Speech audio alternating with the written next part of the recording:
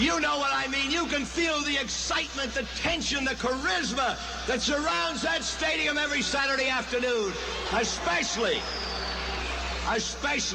10 to 14 minutes before kickoff when a hush settles over that stadium and we all anxiously wait for that simple forward command to emanate out of the PA system. I can hear it now. Band take the field, and out of that eastern tunnel pour 215 well-drilled, well-disciplined Michigan bandsmen. They pour over the eastern sideline, they form the big block M, and they play the greatest college fight song ever written, the Michigan Victors. And it runs Howard Beckler, but it's a little look at that. Oh my goodness. One man. Goodbye.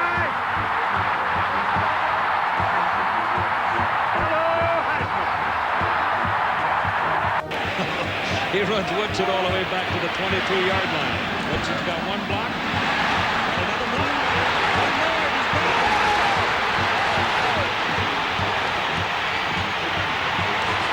Touchdown. No flag.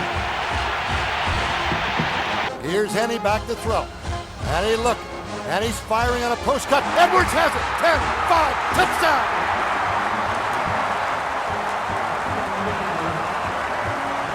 Well, that's the guy they've been picking on, Jaron Hayes, and Braylon Edwards has his third touchdown grab of the game. He's going to throw for it. He's got to throw it to the end zone. Lobs it up. One-on-one. Cut. Michigan touchdown. I can't believe this. Rory Roundtree. No man is more important than the team. No coach is more important than the team. The team, the team, the team. Welcome to another edition of the Gulo. And now, here are the Larrabee boys, Zach and Kyle.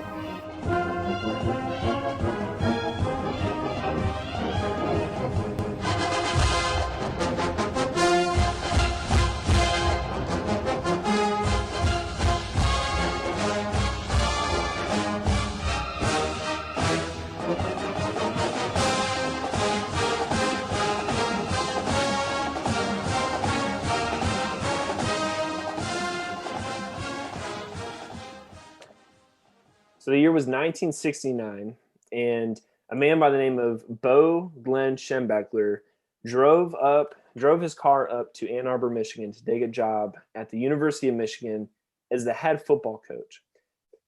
Now, Woody Hayes and Ohio State University, they do not like Michigan. They hate Michigan. Michigan and Ohio State have the biggest rivalry in college sports, and I would argue that they have the biggest rivalry in all of sports. So Bo Schembechler takes this job up to Michigan. He travels up to Michigan, doesn't know what he's going to get paid, and he takes the job.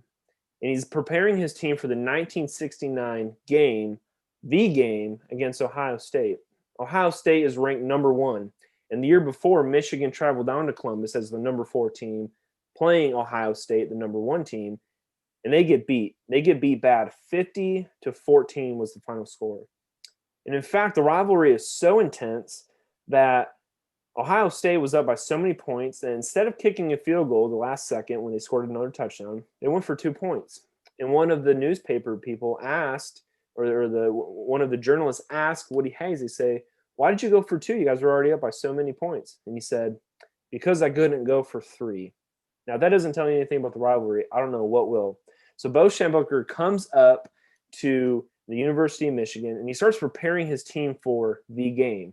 In fact, he puts signs all over the locker room that say the score 50-14. He puts it on their helmets the week of the Ohio State game so they will remember the score. And they go in to play Ohio State, a team that people say is the best team to ever play college football, a team that could beat any team in the NFL, in fact. Well, Woody Hayes would be matched that day in November in front of 103,000 people in a cold, gloomy day on November 22nd. And Michigan would walk away with the victory, the score of 24-12. So this game, the game, kicks off this 20-year good season, this golden age of Michigan football where it was brought back from the dead. For 20 years, Bo Schembechler takes Michigan. They win 13 Big Ten championships. He gets the best of his former coach and his mentor, Woody Hayes. And after he retires, Michigan continues this success. They continue to go to Rose Bowls. They continue to win Big Ten championships. And they go and they win a national championship in 1997, marking their 11th national championship. But not too soon after that, in 2007, Michigan would fall in hard times. And in 2014, just as they called on Bo Schembechler to come up here, a man that would be known as a Michigan man to come and take over this program, they bring back, in fact, a Michigan man named Jim Harbaugh. In the past 5 years, as you guys heard in last week's episode, have been pretty tough, but there's also been a lot of beautiful moments, a lot of moments that can get us excited for this season. And so today, we're going to bring you an episode of the Gulo that is focusing on the defense side of the ball, a side of our football team that we feel like has been hindering us from beating Ohio State these past couple of years, a side of the football that brings us back to that 1968 game against Ohio State where we got beat 50-14. You've seen it happen the last couple of years. But this is the year where our defense will match Ohio State. We'll go down to Columbus in the 2020 pandemic Corona Bowl, the game, and we're going to beat Ohio State. So I'm super excited to be with you guys here today. Again, my name is Zach Larrabee, and this is my brother Kyle, and we are both the hosts here on the Gulo. And Kyle, before we get into our defense, before we get into this week's episode of Michigan football, I want to kind of recap college football in general a little bit, because there have been some crazy things happening. We've been able to watch a lot of other teams these past couple of weeks before Michigan plays on the 24th of October. And so there have been some crazy upsets. There have been some super close games. What stood out most to you this past weekend in college football? Well, for one, just want to let everybody know that this presentation has been brought to you by Nick Reed Media. Nick Reed Media. They did a wonderful logo for us, and call them up if you want a logo design or need anything done on that line. So yeah, what stood out to me, what really stood out to me was the Mimi from the Texas Oklahoma game. The biggest game to me was the Texas 4 overtime game, and it took 4 overtimes. It was just amazing. It was unbelievable. It was just a shootout, and I haven't seen a game like that in a while. So I think that game was, the whole weekend was wild. It was like the Wild Wild West out there. You had, at the very end of the night, you had Ole Miss and Alabama shooting it out back and forth. Never seen Alabama. I don't think they gave up that many points to an SEC team since, what did they say? It was like 1936 or something like that.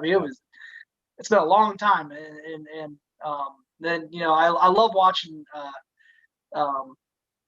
Lane Kiffin. I love watching his offense. It's just so much fun to watch in general, but also him after the on the post presentation talking to Nick Saban, and he's just fun. It's fun. So yeah. It's been a crazy weekend in general. With the Auburn game. That's some controversy right there. Becky told me that he had fumbled, and I said no. He threw the ball forward. It should have been intentional grounding. But then I looked at the play again, and after he fumbled the ball, you can't spike it. And he threw the ball behind him. That should have been a fumble, and Arkansas recovered it, and they should have won the game. So, my hat's off to the Arkansas coach Felipe Franks, the transfer from Florida, and just that whole team where they missed out on a big upset there. Well, how about in Florida? The Florida game was wild. Honestly, this whole week was unbelievable. So, it made me, I put it on Twitter, it just made me dizzy, but I was so excited at the same time. Yeah. and what's crazy too with Florida is like they were this, super good offense. Defense has been pretty weak this year, but we're like, man, if they can just get their defense together, like Florida's going to be a team that you better watch out for because their offense is so potent. And down the stretch there in the fourth quarter, they just did not look good. They turned the ball over. Kyle Trask, didn't do the spectacular Heisman things that he needs to put himself into that conversation. And Texas A&M came out with a big win there. They came out with a big win. But It's big. It's big weekend for college football. Next weekend you have Georgia and Alabama matching off. But more importantly, it's a huge week for the Big Ten, and it was a huge week for Michigan football because this is the first week we put the pads back on. We started knocking helmets again, and Michigan has been preparing for this for a long time. We didn't send our players home. They have been gritting their teeth, getting down with it, fighting like dogs, getting ready for this time. So putting the pads on, it wasn't anything new to them, but it was the first year that they were actually legally able to wear pads. And man, I can just remember us in high school football. Shout out to Oak Ridge football, Kerry Harger, and all those guys who just beat North Muskegon, whomped them 42 or 49 or something like that to 0. I can remember it was like Christmas morning putting on the football pads for the first time. And I can't imagine what these guys thought for one moment, not thinking that they were going to be able to play football at all this year. And then now being able to play football, smack each other around, and get ready for this Minnesota game. So for you, what do you think about when you think of putting on the pads for the first time? What memories maybe come to you, and what gets you excited about Michigan football putting the pads back on? Man, I mean, I'm going to tell you right now, nothing is better than the smell of the pads, the smell, and everybody knows what I'm talking about. A little bit of sweat, a little bit of, just that smell of the equipment in general. The helmet and the shoulder pads and your girdle, everything you're putting on, and just the smell. And then, so you take the senses, you take the smell, and then you get out there and you got the butterflies and you're just antsy because and then you get out there and you get that first hit. Either you take the first hit or you give the first hit. And I was always one of the guys, I was trying to give that first hit. You want to make everybody know, you want to let everybody know out there that, hey, you might be the nicest person in school. I might be waving at you in class, but as soon as I get in that football field, it's game time. That helmet's coming on. That's it. It's. I mean, you're my teammate. I love you. You're my brother. But as soon as those pads come on and it's football practice, it starts.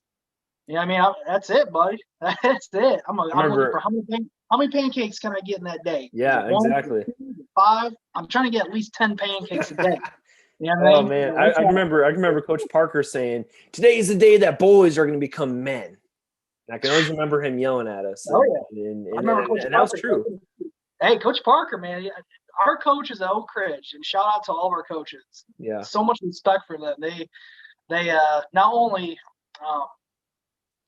only showed just wonderful leadership throughout academically, but also on sports wise on the football field.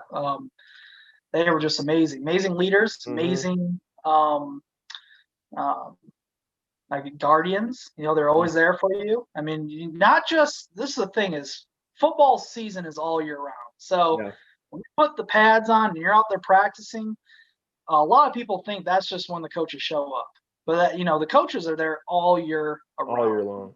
Weightlifting, I mean, you're every day, every other day you're weightlifting. They're there for you then. They're there for you in school. They're there for you on the off days. For every moment, just hats off to our coaches, and that's coaches around the entire in high school, college. It's coaches are huge mentors, and I don't think I'd be where I'm at today, or a lot of people are where they're at without coaches in high school. So, but anyway, so pads, it's amazing. It's body hardening. And when I went into the Marine Corps and we were going through boot camp, we had to beat the crap out of each other. It was mixed martial arts, MMA. You're body hardening. What you're doing is you're hardening your body. You're getting bruised up, beat up, but you're getting used to that style of physical play. And so when you're used to all year weightlifting and running and you got your shorts on and, it's a different game. All year you're trying to get in physical shape. You might be the biggest stud out there when it comes to weightlifting or when it comes to running a 4 flat or track. But when you put those pads on, that's when it separates the real true football players from the boys. And I'm sorry, but there's a lot of people out there that you could be studs when it comes to weightlifting or running, but when it comes to physical contact, it's a different game, and Yep. you really seen that happen the first week to 2 weeks. You really start to separate the two groups, and you see who's ready to play, who wants to play. You got to fight through injuries and early. Michigan always has that signature injury early. It seems like, knock on wood. Yep. But so yeah, I mean, pads, love it. You got me excited now. I'm almost going in blackout mode right now because I just, oh man, Well, I get let pumped me up. grab you before you go full blackout and fall over there. We're speaking of how this is a year-round thing. This is a year-round. It's not just the pads that start football, but football's a year-round thing. It seems like COVID's been a year-round thing too. This whole year, that's something that's been lingering. And even though we're able to play football and things seem to be getting better and life's trying to get back to normal, COVID is still there, and it's still possibly hindering our football season. You see NFL teams who are getting canceled, some college teams. Notre Dame took a couple weeks off. What can we expect from that? What are some worries that we have? And also too, like, how is this affecting us with pads as we're starting to hit, we're getting ready to get into game time season. We've seen how it's been happening so far, the effect of COVID through college football. Most of it's been good. Some of it's been, obviously not the best for some teams that have to take some time off, but what's going through your mind right now when you think of COVID and you think of Michigan football? Well, I mean, what's going through my mind is I listen to a lot of podcasts. You know me. I'm a turf grass guy, so I own my own small business. Well, I'm self-employed, so I listen to a lot of podcasts, and I listen to a lot of football Michigan stories, and I listen to a lot of Isaiah Hole, the Lockdown. I listen to a lot of John Jansen, the trenches, and Inside Michigan, and a lot of guys are saying kind of on the same. They're all saying the same thing with the COVID-19, and Don Brown was interviewed about COVID-19 and how it impacted the defense, and really it's all the same thing. I mean, look, they went to a shorter season, and that gave them more time to mentally focus on the overall plays. It helped to focus on the overall depth chart to get everybody on the same page, especially the younger class, the freshmen and the sophomores. So really what it did is it gave them time. To mentally focus, to grab hold of the actual entire playbook, to go into depth and master it, and so I think actually there's a positive out of this COVID-19 that it helped the whole team as a whole get ready for this season a lot better than it usually would. So yeah. And if anything, especially, if we have any impact of COVID and it takes a player out, like that's detrimental. Offensively, obviously it's big, but even defensively, because as we're about to discuss for our two segments today on the defense side of the ball, man, if COVID interrupts any of that, it can be tough, especially in our secondary, because we know that our secondary has been a big weak moment against Ohio State these past couple of years, and we've had a lot of points put up against us. So when I think of COVID affecting anything, I'm like, man, if it affects any of our secondary, it's just gonna be pretty tough. But in walking into our defense side of the ball, 2015 was Harbaugh's first year. We had a good, solid defense. I think there was like 3 games straight to where we didn't surrender any points. DJ Durkin was the coach. Our defense coordinator did a great job. He left. Don Brown came in 2016, and we were a bad call away from beating Ohio State. Our defense played good that game. We got a lot of pressure on JT Barrett. We rushed him. We sacked him, pressured him a lot. 2017, we did the same thing. But 2018 and 2019 were really bad. Our defense did not show up. We got 62 points scored on us in 2018. It looked like a Big 12 defense out there. And then we got beat last year. It was 50-something to like 25 or 27. Again, we surrendered over 50 points. It was like 52 points. It's insane. And it irritates me just thinking about it. And so but before we get into all that and what we think is the biggest issue and speaking more into Don Brown, I first just want us to again, I want to give us hope because our defense, I'm super excited. I know you're really excited about our defense this year. I think our defense is going to resemble a lot of the 2016 defense. But I want to get our listeners familiar with some of the names that we can see, not just on the football field and pads, but also some of our coaching staff as well. So do you want to run us through our depth chart a little bit, our roster, coaching staff, and players, just some people that we can be looking out for, some people to where our listeners can be like, man, I can take hold of this. I'm excited about this defense. I can't wait to see them hit somebody. I think we're going to have a chance to beat Ohio State this year. I feel that way. You feel that way. Bring us through our roster a little bit and give our listeners a kind of a look into what that looks like. Well, I mean, obviously it starts with Don Brown. I love him. He's a great coach, and he's been almost excellent the first 4 years that he's been at Michigan, except for the last game of the regular season. For the past two years in general. But besides that, Don Brown has done really good. He's adjusting and he's learning still even though he's been as a defensive coordinator and a coach for quite a long time. Mm-hmm. He's still learning. We're all learning. And so it starts with Don Brown. But then you also got Sean Nua, who this is his second year as a defensive line coach. And I think he even said on one of the podcasts that he has learned so much as a defensive coach from last year to this year, and just the chemistry not only between the players but jiving with the other coaches. And he said that it's been different having to deal with Zoom classes online, but he said there's a lot that they can take away from the Zoom classes for the future, working on Saturdays even. So Sean New is always looking for different ways to improve, and I think he's a great defensive coach. I think he's definitely bringing a different aspect to this year. Then you got Shoop, who this will be his first year as the safeties coach.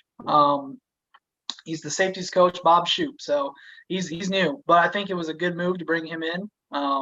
So I'm excited to see what he's going to bring to the table to help Don Brown, and especially with Ohio State, which I think was a smart move to bring him in. And then obviously Michael Zordick, which there's been a little bit of anti-sentiment going around with him, but I think he's a great coach too, and I think he's going to continue to improve just like Don Brown and adjust and mold, and I think I think he's good. So we're looking good with the coaching staff, and I think they are adjusting for the Ohio State game every day. And I think that's what's on all of our minds right now is as fans. This is a fan perspective base here. I mean, we're looking at the whole schedule, but at the end of the day, it comes down to Ohio State, and our defense for the past 2 years have given up a lot of points that I think could have changed a lot,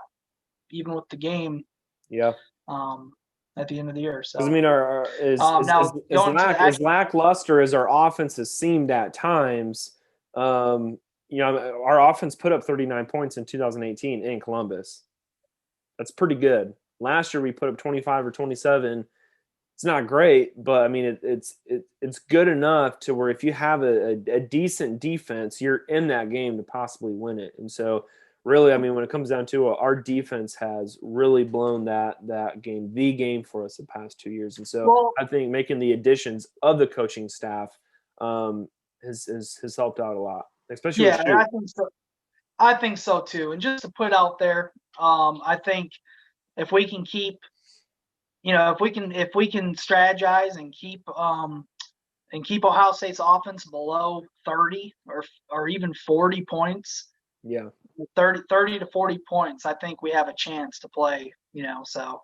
I mean, if you look at Clemson, they held Ohio State to within 20. I mean, I don't even think they got to 30 points. It's like 28 or maybe 30 points, but it's doable. Like we have a really good defense. It's doable to keep them within 30 points. Not saying that we may now. They may put up 40 points, but it is definitely possible, and we're going to get into that here in a couple of moments with making sure people are in the right positions to do things. But I don't want people to give up on this defense. It's a very talented defense. We have a great coaching staff. But let's go a little bit deeper into our roster now with some of the players, because really this is what it's about. I mean, the coaches are great, but the players have to be the ones who put it on the field. So bring us through our roster. All right, so real quick, our first team defense as of right now is what we're looking at. We got Quiddy Pay, defensive end. Nose tackle is Carlo Kemp. Defensive tackle, Hitton. Defensive end, Hutchinson. And then we go to our linebackers. We have Van Sumeren, McGrone, Ross, and Viper, Barrett. Then we go to our safeties and cornerbacks. Our Rover, Hawkins, free safety, Hill, cornerback, Gray, cornerback, Green, and you got to throw a couple other players in there too that are going to be big impacts. Yeah, which we may not see right now. So I would say you're looking at German Green and Jermon Green both are showing up. So Foston, that's another one to look out for, Turner. That I'm excited to see what this free eligibility year will give us for that. So we have the roster, coaching roster, players roster. There's a lot of names out there. I think one of the biggest benefits for them is that this is really a free year because of the whole COVID situation. This year is not going to be counted against them. So yeah, Aiden Hutchinson, I hope he returns next year, but the dude is such a beast. We'll get him into him a little bit more in depth here in a little bit. But for the younger players, for people like McGrone, people like Barrett, some of these redshirt freshmen or true freshmen or sophomores, these people are going to have a free year under their belt. Who do you think is going to benefit most out of this, or how do you see this affecting them? What impact players stick out to you when you think of the free eligibility with the COVID thing? Well, I mean, this is one of the questions I asked Isaiah Hole, and I think I think I made it a little confusing for him on the question. Shout out to Isaiah Hole, by the way. Yeah, shout out to Isaiah Hole, man. I love his show. He's just so smart, man. He's good. He's honestly, I look up to him as an analyst or as a beat writer. Really is. I'm a professional Michigan insider, and so I look up to him, and I listen to all his podcasts, and does a really good job of explaining everything. So, so what he had to say, what I think too, is you got Jalen Perry, who's going to be a big time impact player, I think, this year that's going to see some experience, some time, and it's a free eligibility year, so I think we got some free time here for some of these younger players to get experience and to play and to help our team out and advance in ways that usually you wouldn't be able to do. So that's some of the benefits of this, some of the positives. You also got McGregor. I think that's another big name out there. And I think you got another guy with the Iman Dennis, Darlin Green Warren, and you got Quentin Johnson too is going to be another one. But DJ Turner again. DJ Turner is a big one. Jamon Green.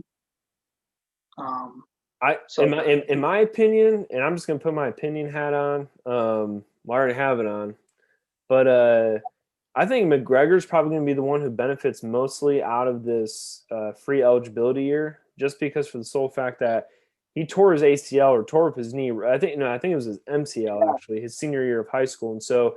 Even though it was a year ago, he's probably back, maybe 70, 80%. He's going to be able to play. I think this is good for him because this is a free year for him to get his knee perfect, get his knee back to, well, it may not be always perfect. I had knee surgery, so I know my knee's not perfect, but get it back to where he can play at a high level, play at a level that he was playing at before. I think this year of free eligibility for him is just going to be huge. Well, and I think too, you got some players like on the defensive line. Mozzie Smith he's going to be a great rotation player already. Anyways, hopefully this will give him even another year to just now. Another guy I want to highlight on the same thing is Julius Welshoff. Don Brown really highlighted him pretty well too for this. To help him out with the whole situation going on. So and the biggest thing we hear from these coaches is we're playing everybody, because for one, not only do they have a free year, but we're playing everybody because we don't know who COVID's going to claim next to take a seat for a couple weeks. Because if a player tests positive, they're out for 3 weeks. So they're getting everybody ready. It doesn't matter if you're a freshman or fifth-year senior. You're going to be ready to go into the game to compete, to beat teams like Ohio State. And so those are some people on our roster that stick out to us, some coaches. But now let's kind of narrow back in for the last part of this first segment on Don Brown, because when it comes down to it, anything that happens to this football program falls on the name of Jim Harbaugh. On the defensive side of the ball, it falls on Don Brown. And up until the Ohio State game in 2018, I mean, we had Jim Harbaugh praising him. He was singing songs about him in his interviews at the end of games because Don Brown was killing it. The defense was up. When 2018, our defense got torched. 2019, our defense got torched against Ohio State. And now there seems to be a lot of pressure on him. There's been a lot of positives, as you said before, but there's been some instrumental or detrimental negatives too, some challenges that really stick out to us and kind of questions, can this man get it done? And so let's look at Don Brown. I want to hear from you a little bit on what you think overall, what he has done for us so far, some of the bitter moments that we have had, but also some adjustments maybe that we have seen throughout the years that we can be excited about, but also some things to where we know that the best is still yet to come. Yeah. Well, I mean, the thing is too, Don Brown, he's beat some really high-ranked teams. He's beat Wisconsin twice. I mean, we're talking defensive battles. He's beaten these teams really well. Penn State, 2 straight victories with dominant showings against Michigan State. Notre Dame, Notre Dame actually last year we beat Iowa and Notre Dame. Both were top 15 teams. And we made them look pretty foolish at holding them at only a combined 17 points. So the thing is Don Brown is regarded as one of the top defensive minds in the country. He's known for his attacking style. He's very stingy. He's very aggressive in nature. And they can hit. Those boys can hit. And it starts with practice. Don Brown every day shows up to practice, and he wants his boys to be aggressive, to be angry, and you can see it. When they go out in the football field, boy, they can hit. Yeah. A lot of times we've seen it. Past 4 years, I'm like, oh my gosh, these boys. Blitzing left and right. They make teams look foolish, but it's very chaotic. So what happens a lot of times, they end up paralyzing the offense. They don't know where the linebackers are coming, where the Vipers coming. They don't know. They can't figure it out. There's just so much going on all the time, and Don Brown has literally mastered that. Yes. Now I do think in the last couple of years, teams have caught on a little bit from it. And the thing is with a team like Ohio State, when you're man to man, and that's what a lot of Don Brown was doing, was man to man coverage and in the secondary. And so what happens with that is you're going to get beat against a good team like Ohio State when they have the 5-star, 4-star wide receiver recruits that they have. So, but yeah, Don Brown in general, he's been an amazing coach for us. Except for the one team that we just can't seem to beat. But Ohio State, yeah. Now another thing too is I wanted to kind of name off a couple of things. Is Brown has twice been a finalist for the Broyles Award, given the nation's top assistant in college football since he came to Ann Arbor. Since Brown's 4 seasons at Michigan, he has led the defense, the top 12 in NCAA in total defense, with 3 seasons in the top 3. UM has led the nation, or ranked second in passing defense, on 2 occasions and has twice posted an NCAA leading third down conversion percentage allowed. From 2016 to 2018, UM became the first program since 2001 to 03 to allow fewer than 2,000 yards passing in 3 straight seasons. Under Brown's leadership, an incredible 43 of 44 defensive starters have earned all Big Ten recognition. 11 in 2016, 18, 19, and 10 in 2017. So 10 individuals have totaled 14 first-team honors. He's coached 7 All-Americans at Michigan: Devin Bush, Lavert Hill, Chase Winovich, Chris Wormley, and consensus picks for Maurice Hurst in 2017, Jordan Lewis, Jabril Peppers, obviously. I mean, we all know Jabril Peppers. We all know he's all-stars, man. And look where they're all playing, NFL. UM ranked first or second nationally in 7 categories in 2016. Listed top 3 in 5 categories in 2017, and ranked top 7 nationally in 5 major defensive categories in 2018.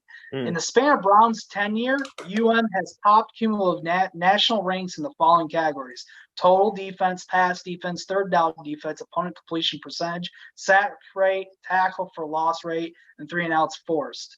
So he's an amazing coach. There's talent on all 3 levels of defense. We just need to find a way to make it work against Ohio State. We're not talking about shutout here. We're just talking about beating the Buckeyes. We just got to beat them. We just got to beat them. Yeah. Keep them below 30. He's had a lot of criticism here in the past 2 years, underperforming. First allowing 567 yards, 62 points in 2018, following it up by yielding 577 yards and 56 points this past year. So while he's been he's been downright dismantled. This defensive team the last 2 years. It's been embarrassing. He's a veteran coordinator. So it's very seldom that he does get beat. He's an elite defense. Michigan has elite defenses, but it's Ohio State. It's a different story. To adjust to that, Don Brown has infused zone coverages to help. He's also he brought in Shoop this year to help out with the safeties. And I think you can touch a little bit more also on the adjustments that Don Brown has. I think for one, you have to look at who Michigan had after the 2016-2017 season. I mean, we were very thin on the defensive line, whether that was an issue with recruiting or transferable or injuries, whatever happened. After 2017, we were very thin on the defensive line, and Don Brown had to make an adjustment.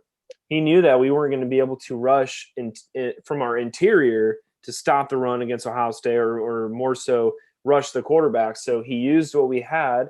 He adjusted well. And, I mean, you see Chase Winovich and Rashawn Gary on the edge, Josh Uche, a name that usually gets forgotten, but Kwity Paye, these men on the edge did a phenomenal job with stopping the quarterback, with putting pressure on him. They basically made up for what we lost with our defense in 2016, 2017, except against Ohio State. So you look at Ohio State and he gets dismantled. I'm going to say, and I know we both agree on this, is yes, we need to have a better scheme, which we both agree that they're going to have a better scheme this year, bringing in Shoop, having the defense and the zone coverages, stopping those little pop passes, the crossing routes. But the biggest deficit that has hurt us these past 2 years is our lack of our defensive line on the interior. Our defensive line on the interior has really hurt us because we've been so thin. We haven't been able to stop the run. I mean, last year against Ohio State after the first quarter, we knew the game was over because we could not stop the run. So if you stop the run, if you put pressure on the quarterback with your defensive line, it's going to take so much pressure off of your defensive backs to where we're going to be able to it's going to put us in a better position to win that game. 2016, we sacked JT Barrett a whole bunch.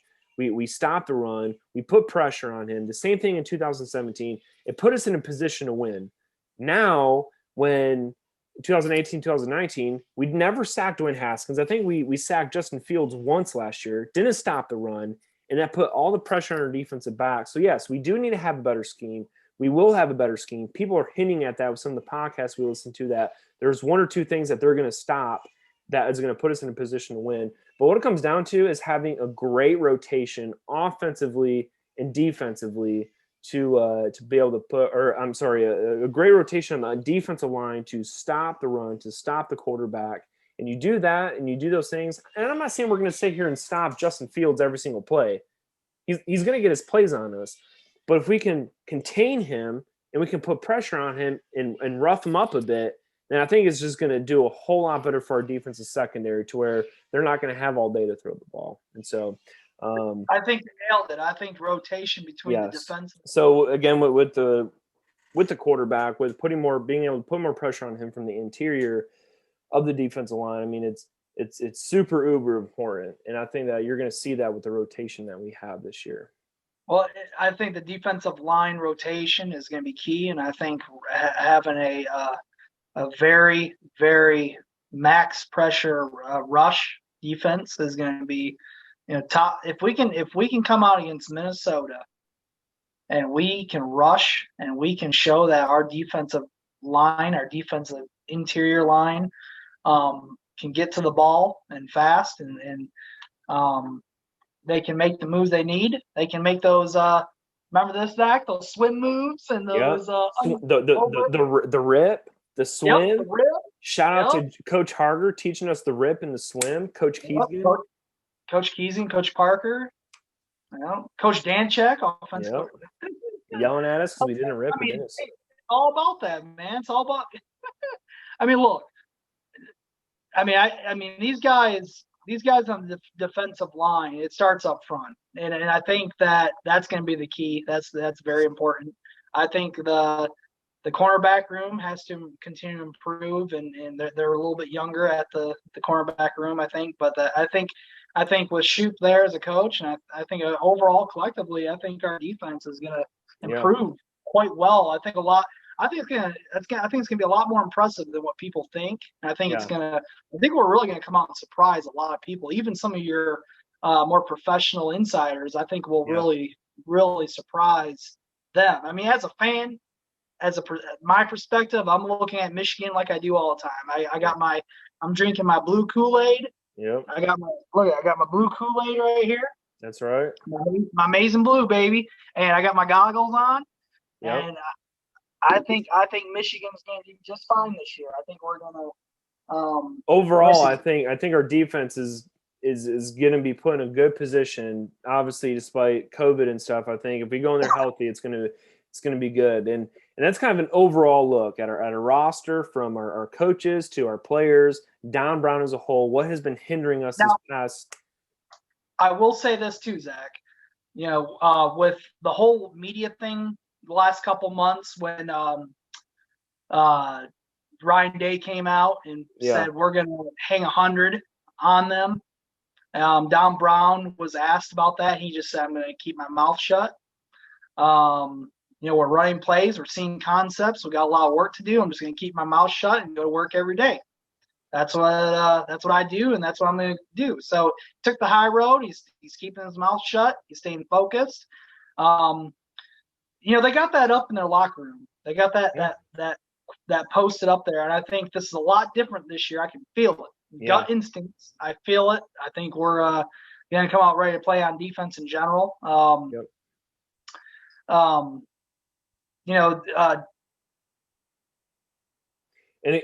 And again, Ryan Day says these things, and really those comments stem back to a Zoom interview when Jim Harbaugh called him out on some things that he were doing that were illegal, and they actually got caught on them. And Ryan Day, I'm sure, felt embarrassed, and Harbaugh's just going to call it as it is. Harbaugh runs a clean program, and he's going to call them out when they see things that aren't, that they aren't doing right. And Ryan Day got mad about it, and he told his team allegedly in the locker room, the Big Ten better have a mercy, or else we're going to hang 100 on the Wolverines. And so that jacks me up so much. Yeah. I mean, I'm over here looking at this depth chart, and I see Donovan Jeter. I see Philip Pay. I see Elijah Pierre. I see obviously Hinton, Mozzie Smith, Jeff Spade, Julius Welshoff. Yeah, that dude's gonna be a beast. He is, man. He is. And two, Quiddy pay, man. Quiddy pay back, baby. These guys, I mean, and then of course with Brady McGregor getting some time in, yeah. I think Ben Van Sumeren, Cam McGrone, I think I'm really pumped up. I'm amped up. I'm ready. I think if you look at our defense, you see a defense that's full of dudes. In the words of Coach Don Brown, and we're gonna look at these different levels of dudes in our second segment. But before then, again, I just want to remind you guys, we want to give another shout out to Nick Rittenauer and his business called Nick Reed Media. You can go to him for all of your media and photography needs. He does a great job, and I'm super proud of him and just the gifting that God has given him. And so, but we're going to run into our intermission time and our weekly tip of the week, our fun tip of the week. This week it's called the Tiff Tip because Kyle, his wife Tiffany, is coming on, and she's going to be sharing with us some healthy tips for us as we go throughout a week. So let's give it to Tiff as she gives us some advice. Hey y'all, my name is Tiffany Larrabee, and I have the tip of the day. I always start my morning off with room temperature water, 1 lemon wedge, and I just squeeze it straight in the water, and it hydrates your body for the day, and it helps with toxins. So I think you should try it too. Welcome back. Again, I'm just thankful for Tiff and her weekly Tiff Tip this week. I'm going to go and pour myself an ice cold glass of lemon water tomorrow. I'm going to squeeze some fresh lemons in there. I'm going to cut down the body fat. I'm going to get ready because guess what, Kyle? Us as fans, we have to get ready for this game. It's not just Michigan padding up. We got to get ready. We got to, you know, I don't know what you did in the Marine Corps. You got to make sure your muscles are ready to go. You got to beat your body up, get ready, eat healthy, get ready to go because that time's coming on the 24th. And so, Tiff, you're jacking us up. You're juicing us up. You're getting us ready. Hey, now you're in the Army now too. You're infantry Army. You guys know too as much as I do. Listen, in the infantry, I mean, it's especially stationed up there in Fort Drum. You had to endure some mental toughness, some physical toughness, and carrying weapons up and down hills and off and on trucks and doing all the things that the stresses that it puts you on. It's insane. So you know what? I do know a little bit about that, but I want to just engulf ourselves in the Michigan. We're there with this team. When they're practicing, we're practicing. I wish this helmet was big enough because I want to put it on. I know you can. I wish it was big enough. Yeah, this one's big enough, my friend. This one's big enough for you.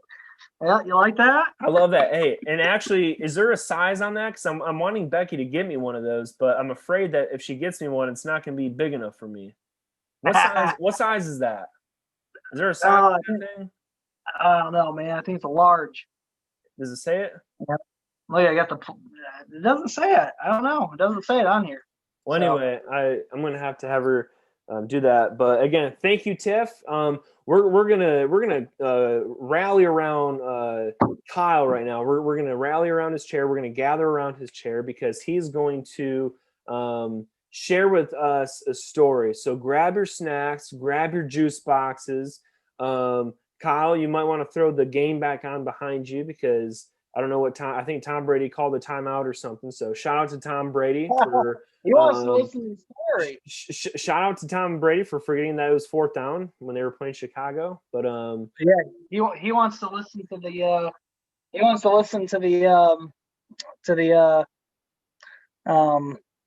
Bo Schembechler story that I'm about to tell. So. Yep. So Kyle's gonna go ahead and. That was kind of eerie, wasn't it? It's like, okay, we're gonna shut everything off for this story.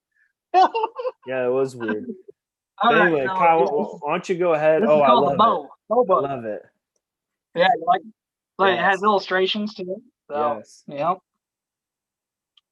It's good. But yeah, so a couple quotes real quick. We'll keep moving on. Bo Schembechler was an outstanding citizen in every respect. He was a dear friend of ours and will be greatly missed by his numerous friends. It is a great loss to the University of Michigan in particular and football in general. That was from the former U.S. President, Gerald R. Ford, who also played center at Michigan football in the 1930s. So rest in peace, Bo. On this next page, I wanted to bring up Bo's All-Americans at Michigan. Hmm. At the very bottom of this list, we see at the very bottom of this list here, Jim Harbaugh, quarterback, Right. 1986. Rick Leach, quarterback, 1978. Oh man, the left-hander, number 7. Oh, yeah. John Jumbo Elliott, offensive Yep. tackle, 1986-87. Mark Messner, Man. defensive tackle, 1987-88. John Vitale, 1988. Hmm. I remember Dan Deerdorf, offensive Yep. tackle, 1970. Tom Curtis, 1969. Anyway, so wanted to highlight a couple of those players from there. And then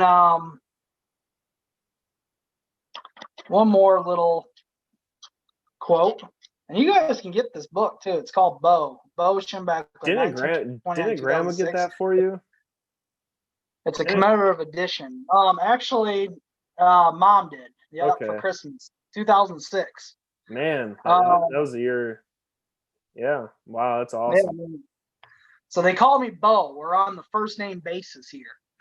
Yeah. That's what So that's what he used to say to his players. He used to say, "Hey, we're on a first name basis here. That's what you're gonna call me, is Bo. When your team is winning, be ready to be tough, because winning can make you soft. On the other hand, when your team is losing, stick by them. Keep believing." From Bo Schembechler. That's awesome. Yeah, so well, thank you for that. Thank you for that, Kyle. Hopefully, all of us, are able to drink our juice boxes and eat our snacks. Well, another thing is too, and some of the same lines of Bo Schembechler, and I kind of wanted to read just some of those quotes out of there, because Bo is a legend. He's I mean, you got the Bo Schembechler Hall, and we had a great time when we were there. We did. It was visiting amazing during the Bo Schembechler Hall. But it reminds me of a guy back at home in Oak Ridge, as Coach Jack Sugars.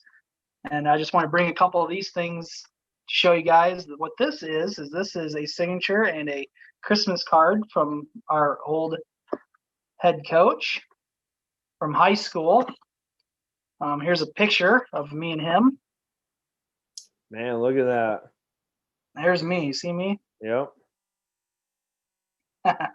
Awesome. But he used to have these little fighting cards, these little pre-game cards.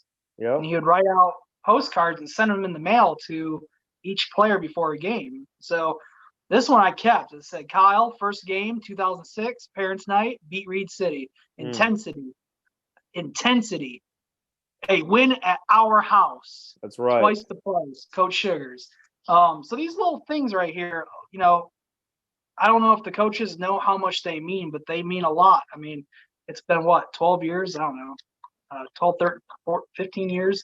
And I'm still holding on to a lot of these things because it means so much. So when you have a good culture, when you have a good head coach, when you base yourself around a good coaching staff, it just means so much to that program. And I think that's the base of any good or any great elite program, is a really good head coach and a good coaching staff.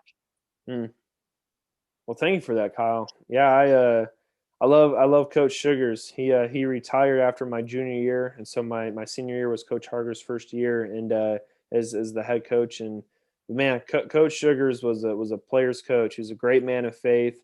I just thank him so much for just showing us just the beauty in Jesus Christ and his faithfulness through the way that he ministered to us. And I'm just forever just so thankful for Coach Sugars, and just want to give our love to him as he lost his wife Julie, who was a huge part of the Oak Ridge family, the big part of the Oak Ridge community.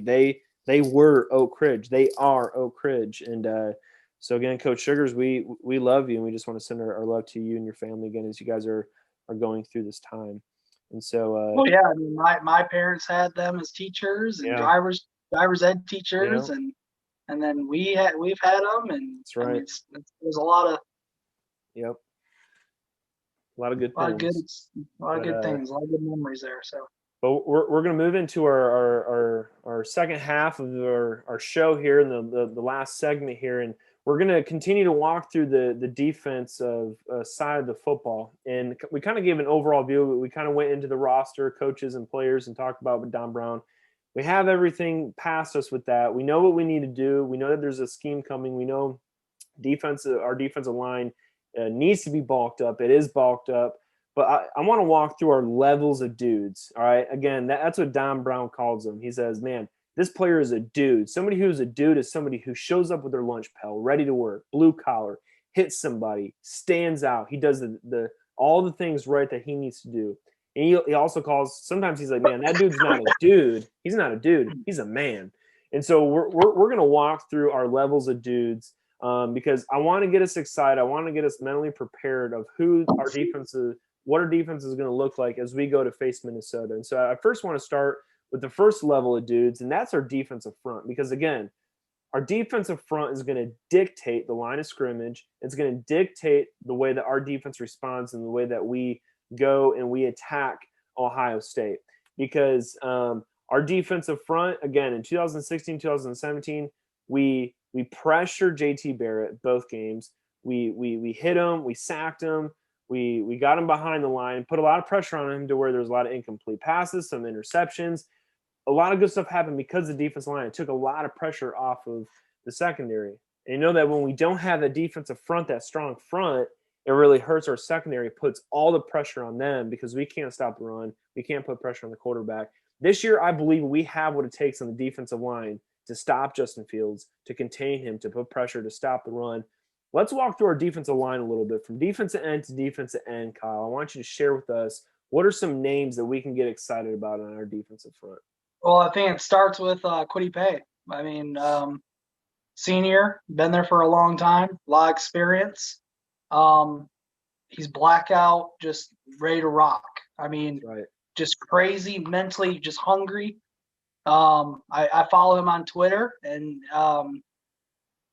I mean, he posted a video of "I'm hungry" and with lions in the back. I think from the Lion King. I mean, he's hungry. He's ready to play, and he came here for a ring. He came here for rings, and that's what he said, and that's what he wants. And I personally believe, I think that's what's going to happen. So I'm right there with him. So Kwity Paye, right off the bat, the man's a monster. He's a beast.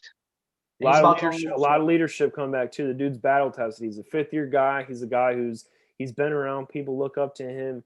He's ready to anchor down. He's going to play that Chase Winovich type of role. Even though they're two different personalities, he's going to play that anchored fifth-year senior leadership guy that people are really going to look up to. And so, I'm really excited about him. Yeah. Then obviously at the other end there, you got Aiden Hutchinson. I think he's going to be it's like Don Brown said, you get him to the show, he'll play. And that's what he's a monster. It's hereditary. It's part of that Mason Blue family that he's a part of. So I think he's got the natural football instincts, and it's been passed down from his dad. And I think we're going to see him go to another level this year that we have not seen him. And I think the same thing with Kwity Paye. And I think those two are going to be very exciting and electrifying to watch this year. And I think that's what's going to hold up, kind of anchor our defensive line. And Aiden Hutchinson, people have talked about Aiden Hutchinson as a guy who reminds them of the Bosa brothers from Ohio State, a guy who is a J.J. Watt type of player. I mean, he's an absolute animal. The dude's like 6'6", 6'7", just man, he's just shredded. With his hair, he's like 6'7". Shout out to Aiden Hutchinson's hair. According to Don Brown, he's about 6'7" with his hair. 6'7" with his hair, but I mean the dude's an absolute beast, and so he's gonna be one of those guys where you will see playing on Sundays. It's phenomenal. So we have our defensive ends. Again, McGregor is another guy that he's coming in off that knee surgery, but he's one of the top players in the country, defensive end wise, and he's right here, homegrown in Michigan, corn-fed in Michigan, and so I'm super excited to see him play as well. And I think you also got to talk about Mozzie Smith, obviously. Going to be a great rotational player. And I think Mozzie Smith is really going to bring it to another level. I think it was Mozzie Smith that they said he was, 350 pounds, and they got him down to 320, or he lost like 20, 30 pounds. He's just straight muscle. And he's just going to be a beast. He's a lot faster. Same with Chris Hinton. I think Hinton lost weight, and I think he's going to be a beast as well. Which is why I'm so excited, because we've had the powerful defensive ends the last couple of years, but we haven't had the interior guys.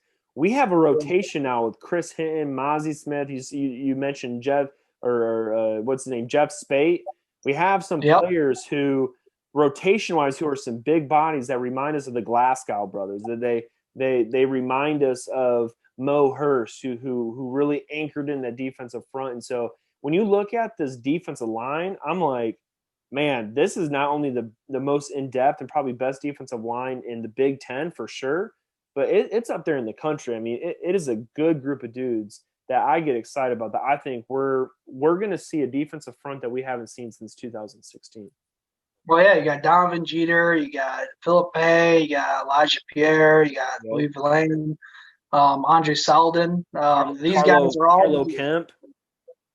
Now Carlo Kemp was the next guy I want to talk about. He's going to be at nose tackle, and he's going to be destroying people at that position. I think he's going to be at a different level this year than he was even last year, and he was one of the captains, I believe, right, last year on the defensive side. So he's already got the leadership. He's already there. I think he's definitely improved, and I think he's going to be even better than he was last year. Playing at nose tackle and on the defensive line there. So yeah, that's good. So we have our levels of dudes, our defensive front. That's really going to be the anchor of this defense, and it's going to free up our cornerbacks and our safeties to not have to feel like the whole game is on their shoulders. I'm super excited about them. Let's move on to our second level of dudes. So we have our first level of dudes in the defensive front. Our second level of dudes are just as exciting, and they're going to be flying around the ball. I mean, I didn't think it could get any better than Devin Bush at linebacker position, but we got some cats there, some dogs who I'm really excited to see them run around, flying around the football. Let's go ahead and walk through our level 2 of dudes here on the defense. Well, you got the Sam position. You got number 40 Van Sumeren, Mike position, McGrone, the Will position, Ross, Viper. You got Barrett. And I think Van Sumeren, I think, is a beast. I think he's improved a lot. I think that guy is somebody to watch out for this year.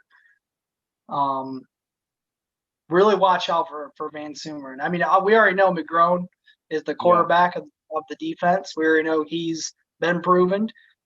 We know he's going to be like a Devin Bush. He already has been. I mean, they are better. So we already know McGrone is the anchor of that linebacker group, but Van Sumeren is somebody to really look out for this year. And then obviously you got Ross at the Will position. I think he's going to be improved immensely too.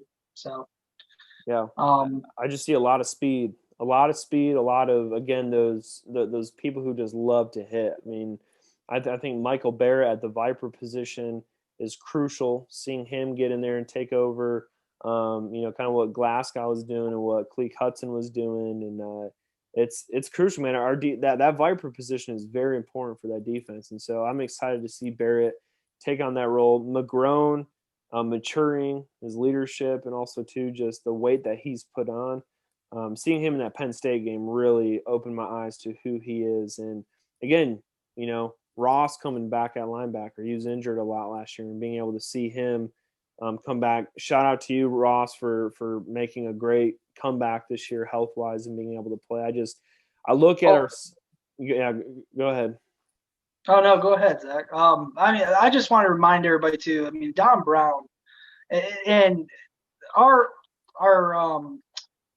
fitness guru that's there, that our dietitian, our fitness guru, and Don Brown, the defense in general, our defensive staff, they have done such a great job with this team. when it comes to their diet, when it comes to their exercise, and what they want them to look like. And like going back to Hitton on Chris Hitton. I mean, he's lean, he's fast, explosive. He's a lot better this year than he was last year, and I think you're going to see a huge explosion out of that front, as long as right there with the linebackers. Yeah, I think it's going to be a surprise this year for a lot of people. So I agree, man. I'm so excited. And I told you before, I think not again just in the scale of the Big Ten, but in all of college football, I think Michigan has one of the top running back rooms and one of the top linebacker rooms. I just the depth that is there and the talent and the experience, like it's gonna be so much fun to see these two levels of the defense, these two levels of dudes from the defensive front, putting pressure, stopping the run, doing what they do best, and then seeing the second level of these dudes flying around the football gets me super excited. Now we're gonna move on to our third level of dudes, and this is where I think is gonna probably, and I don't even want to say weak because I think we have a good defensive a good defensive room as far as the defensive backs goes. But I think as far as the whole defense, they are probably the weakest part of the defense. We have a great defensive front. We have a great defensive linebacker group. Our safeties and our cornerbacks, with Ambry Thomas opting out of the season because of COVID, he's getting ready for the draft. We have some new guys who are going to be filling in those positions. I know Gray is back. Vincent Gray is back as a returner. I know besides that, again, Ambry Thomas sat out. We have DJ Turner kind of is a big name. And I know you're going to bring us through some of those players. So why don't you go ahead and bring us through our DBs and kind of what we can look out for at that third, because I don't want to freak people out. This is going to be a very good room, and I think because of how strong our defensive line and our linebackers are, it's only going to take pressure off of these guys to really learn their positions and also play at an elite level. And so why don't you go ahead and bring us through the third level of dudes here? Well, I think the biggest thing is starting with the safeties. I mean, Daxton Hill, gosh, man, is an 5-star recruit. I mean, that we took from Alabama. Yeah, I mean, Daxton Hill is just unbelievable. And last year he was a freshman playing out there with no experience, and he was just amazing. I mean, I can just see what he's going to be like this year. I mean, it's just his experience level is going to be at a different level. And so I think he's going to be definitely the anchor. He's going to be holding everything, holding the fort down back in the defensive back area. But and then you got Brad Hawkins, and you have Boston back there as well. So I think those two are. I think for the most part, safeties are looking pretty good. I mean, I really think Boston and Hawkins are going to do a great job as well. I thought Hawkins has got experience, and so I think our weak point is at the next position, which is the cornerbacks. You got Vincent Gray, which is proven, and he's good. So I think we're going to be good there. But the other side of the ball, we have Jamon Green, Andre Seldon. You've got DJ Turner. You got Jalen Perry, and so you got a couple question marks there, trying to figure out who's actually going to be the one to start. But I think everybody's kind of bringing up Green as the main guy that would be starting there at that position. But I think you're going to see a rotation in at that position, at the cornerback position, until they kind of get everything, until the dust settles and they really see who's there to play. And I think a rotation is going to be key. Having a healthy, lean rotation and having everybody play their part on this defense, I think, is going to be the famous Charles Woodson phrase comes to my mind when he says, "Just win your individual battles, just do your job. If everybody just focuses on their job and they rally around each other, like, man, it's going to be amazing to see what happens. It's going to be amazing to see how this team rallies and really regroups. I think this country and the Big Ten are going to see a completely different defense. And I love that Michigan is flying under the radar. I know that's something that we're going to talk more so about next week as we lead into Minnesota week. But I love that they're underrated. I love that people are overlooking them because I think this defense is going to be the top defense in the Big Ten at the end of the year. I think we will have a better defense than Ohio State. Ohio State lost some dudes. Obviously, they replenished. They're at that type. They are that type of program. But man, Ohio State doesn't have dudes. Okay, they don't have dudes. They don't get that title. They don't get that title. They have football players. We have dudes, and we have three levels of dudes. It's like the movie Anchorman when all the different newscasters are coming out to fight each other, and you have like Channel 5 News and stuff. They're like the Australian group that comes in at the end that nobody cares about. Like Michigan has the dudes. Michigan has 3 levels of dudes, and I'm excited. But to talk a little bit about Minnesota, I know next week we're going to dive a lot further into Minnesota because it's going to be Minnesota week. But for these next couple of moments before we close out, let's just talk about. Let's gather up these 3 levels of dudes and let's see how they match up against Minnesota's offense, because Minnesota has a really good quarterback. They have probably one of the top receivers in the country, for sure the top receiver in the Big Ten this year returning. He opted back in, and they also have an experienced offensive line who all played together last year. And so this is an offense that is scary. And if we come out and we don't look great, then it can be a long night. But I think that if what we see on paper, if these 3 levels of dudes play the way that we know they're capable of playing, then I think it could be a really fun night to watch them fly around the ball. So why don't you go ahead and talk to us a little bit about how we match up with Minnesota's offense? Well, I think for one, you gotta give Minnesota. PJ Fleck has been rowing the boat there. That boat ain't sunk yet. Excuse me. Shout out to that boat. Yeah, PJ Fleck he's a great coach, and I love his enthusiasm. I love his energy he's bringing to Minnesota. Yep. I love the competition. I love that Minnesota is relevant and that we're facing a good team. And it's, that's cold hard facts, man. They got a good offense, and I think they were ranked 4th overall offense in the Big Ten last year. Maybe it was passing or his overall offense, but they're a good offensive team. And it all starts with Tanner Morgan at quarterback. He's a couple stats here, stats of the week. I think he had a 12th in 2019 with 3,253 completion yards, 30 touchdowns as a junior, and he's a junior. So I think being 12th for passing completions for yardage that's pretty big for him. So Tanner Morgan, I think starting with the quarterback, he's going to be a weapon. And who he's throwing to is even more dangerous with Rashad Bateman, who they call the Batman. He opted out because of the COVID. I think he was going to the NFL, and then he went through pretty extensive paperwork to get back. So the committee had to bring him back.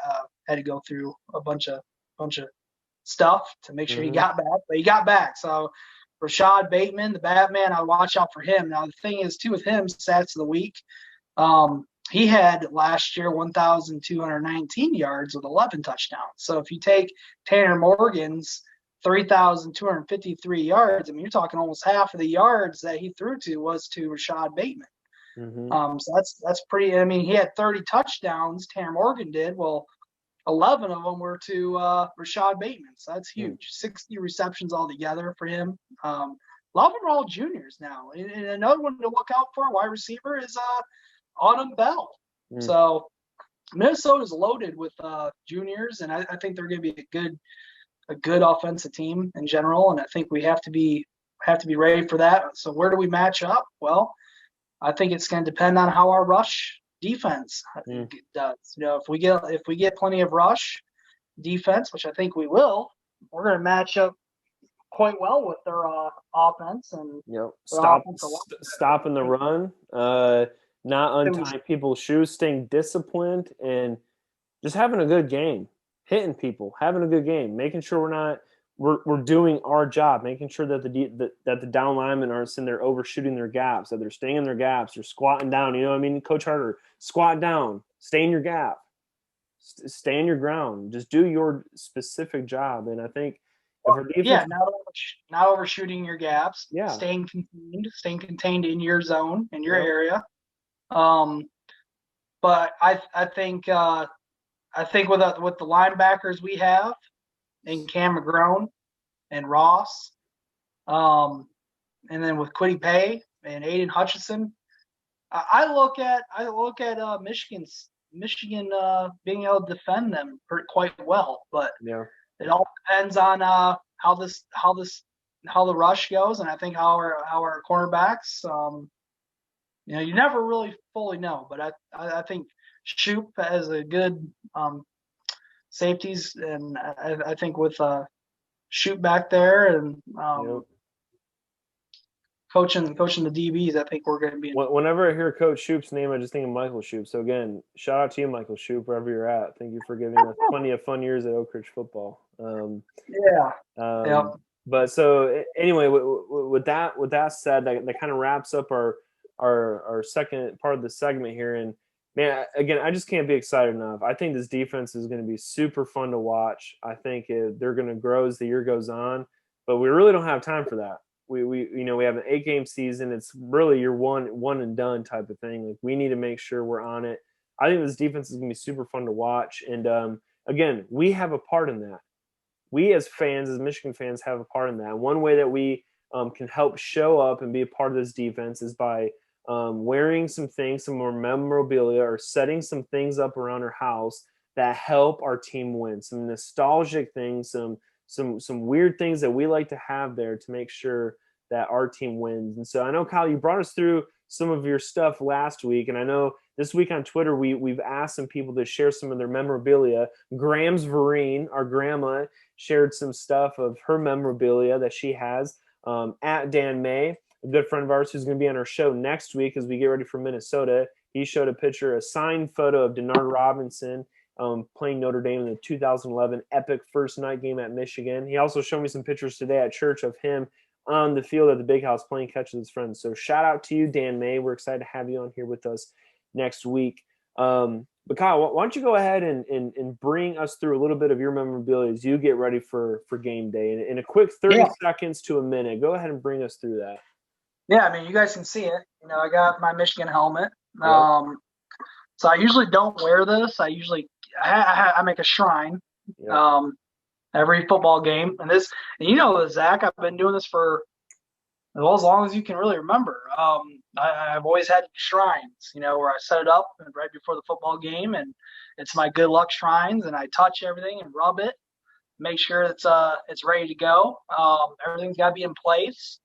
And if we end up being down, let's say we get down by 10 points, or it seems like something ain't quite right, then I like to move and shift items around to see if we can try to improve on our game. So I believe if I'm shifting my shrine around, you're making adjustments. You're making adjustments. Yeah, I'm making adjustments on my side, so hopefully that helps with the team play better.